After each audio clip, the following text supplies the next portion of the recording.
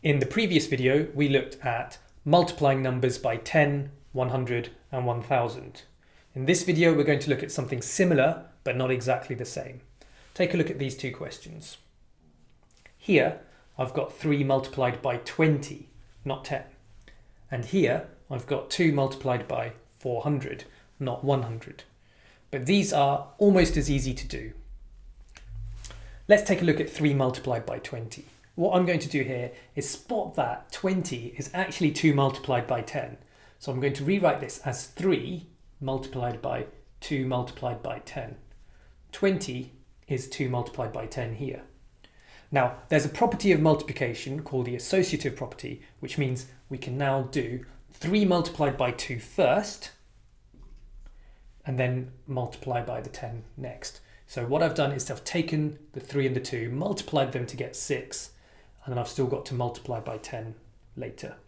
But what we've done is turned this problem into a problem where we are multiplying by 10 or 100 or 1000. In this case, multiplying by 10, and we know how to do that. 6 multiplied by 10 is simply 60. Remember, we just take the 6 and move it one place value column to the left because we're multiplying by 10. Similarly, we can do this question as follows. 2 multiplied by 400 is 2 multiplied by 4 multiplied by 100. So I'm rewriting 400 here as 4 multiplied by 100. And what we can do is 2 multiplied by 4 first, that's 8, and then multiply it by this 100. This multiplication gives us 800. Now, of course, you might be looking at these and thinking, we've made it more complicated than it needs to be. We could have just used repeated addition. 3 multiplied by 20 is just 20 plus 20 plus 20, and that would give us 60. 2 multiplied by 400 is simply 400 plus 400, which would give us 800.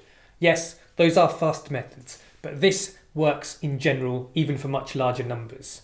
So the idea is that even if you're multiplying by something like 20 or 400 or 7,000, if you split it up so that you are multiplying with tens or hundreds or thousands, you can then make your life easier by using the technique you already know for multiplying by tens or hundreds or thousands.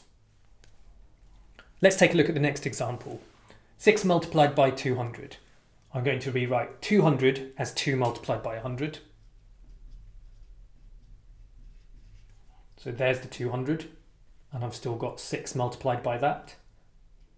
Now we can do 6 multiplied by 2, which is 12, and then multiply that by 100.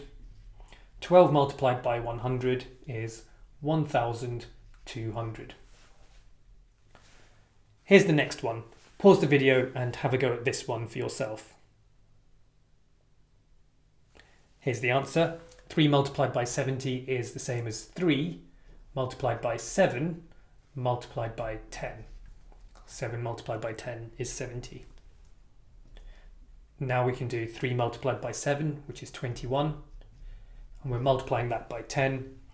This is now a problem where we multiply by 10, so we just shift all of these one place value column along to the left. So 2 tens becomes 2 in the hundreds column, 1 unit goes into the tens column, and then we need a placeholder 0. 21 multiplied by 10 is 210. Finally, here's another one for you to try. 8 multiplied by 4,000. Pause the video and have a go at this one. Here's the answer.